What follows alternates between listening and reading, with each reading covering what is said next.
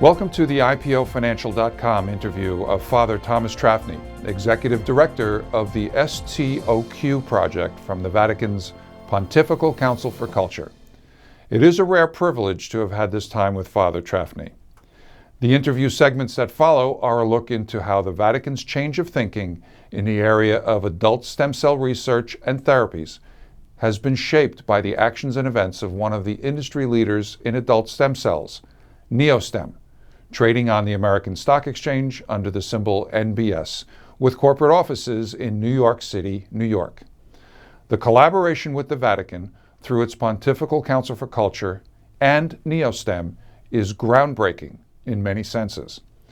The significant events that have occurred as a result of this collaboration are for the Council for Culture to stand behind and endorse Neostem as the leader in adult stem cell research and therapy. More importantly, it clarifies the ethical acceptance of adult stem cell research and therapies in a landscape of controversy from the conventional thinking that embryonic stem cells are the only source for stem cell science. Based on what you're about to hear, clearly this is not the case. We invite you to listen to the overwhelming optimism and commitment of the Catholic Church to Neostem and all NBS brings to the world of adult stem cell research and therapy. But first, let's start with the background of Father Trafny, the subject of this interview series. Father Thomas Trafny is the head of the Science and Faith Department of the Pontifical Council for Culture. He has been there almost 5 years. He started as an official in the role of vice coordinator of the STOQ project in Rome, which, by the way, stands for Science, Theology, and the Ontological Quest. It is now commonly referred to as the Vatican's New Dialogue with Science. The efforts of this project have an 8-year history of current teaching programs spread out over 7 Roman universities, with 84 professors involving over 6,000 people, plus an extensive network of distribution of books, newsletters, and discussions. It is one of the most aggressive education programs in the area of science that the Catholic Church sponsors. In addition to his other duties, Father Trafny is also the executive director of the STOQ project. He answers directly to the president of the council, Cardinal Gianfranco Ravesi. I hope you find the following discussion compelling as it relates to a potential investment in Neostem, symbol NBS.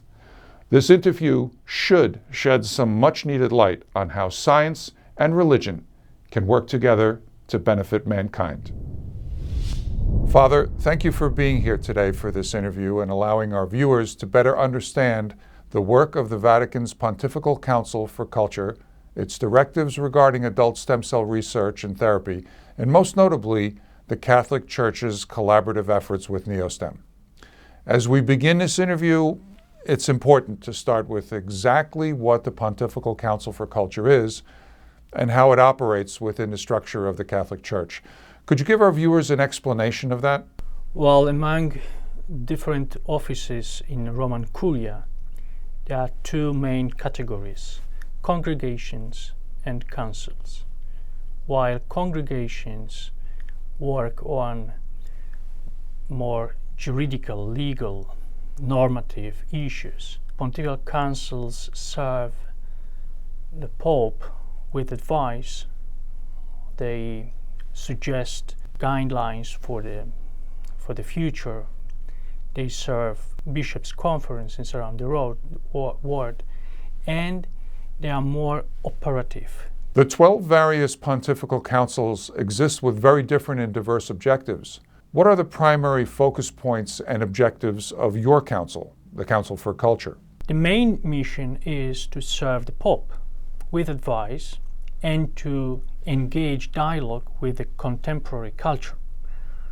What does it mean? It means to explore all possibilities to interact with the most important cultural phenomena, like arts, like media, like science, like economy, all those that influence contemporary society.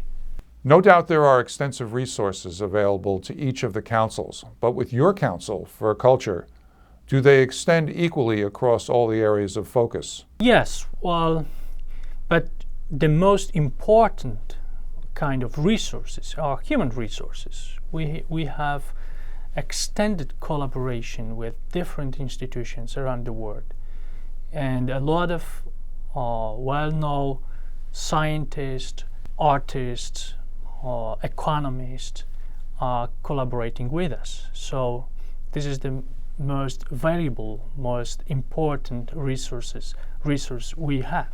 Before the Council expands into any new areas of concentration, there must be a process that is undertaken to make this decision.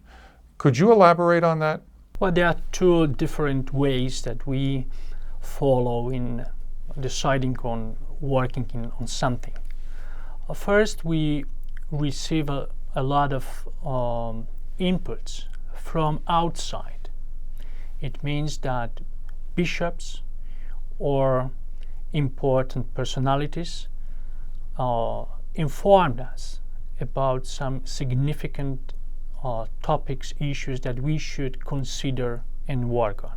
The second one, we perform our own research or on the most important and interesting things that would provide for a large impact for the culture.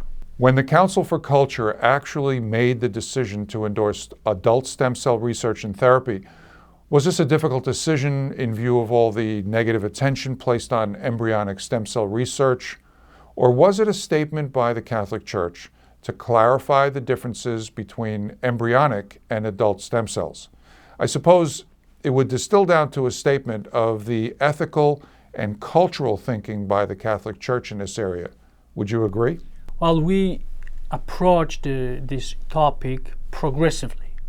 So when we start to explore scientific relationship to theology and philosophy, we start with very soft issues like cosmology, astronomy, physics, and so on. Then we thought that one of the most important challenges and issues that we should consider as a main challenge would be life sciences. And among them, we had to select one of most interesting, now one of the most developed, most tested. So we choose adult stem cells research to explore it, to understand it, and to try to figure out what kind of cultural impact this kind of research would generate. The decision by the Council to conduct the detailed due diligence to make sure that adult stem cell research and therapies would have a positive impact on culture and society moving forward was probably a very slow and deliberate process, because you obviously wanted to have all the ethical issues extensively researched in addition to the scientific aspects. It was slow, but very carefully developed exploration, investigation that gave us understanding that this kind of research would be very significant for the future. So that's why we tried to develop relationship to people that could help us to embrace these topics and to understand more about that, and to think what kind of positive insights it would introduce to theological, philosophical understanding. Obviously, a decision of such magnitude must have become a strong driver for the Life Sciences Department of the Council for Culture. Did such a decision then allow the Council to put all of its resources into play to increase the momentum and make more people aware of this decision and what will follow from the actions of the Catholic Church? Once we realized that something is very worthy to be explored, we try to develop relationships, context, and build a platform on which we can perform more profound investigation. For many years, the Catholic Church and stem cell research were, how shall I say it delicately, not the best of friends. But much has changed, and now the Catholic Church is clearly in favor of adult stem cell research and therapy. Would you be kind enough to discuss the Catholic Church's thinking regarding the contrast between embryonic and adult stem cells? There is a significant difference between these two categories of research. When we say that we support adult stem cells, we do that because the ethical background is based on protecting life, protecting human dignity. So the deepest meaning of this choice is the understanding of human life. I mean, when it begins, does it has its own value or not? Mm-hmm. So we believe it has. We believe that life is something secret, very valuable. So it deserves to be protected, and that's why adult stem cells research is very close, it's very attractive to the Catholic Church.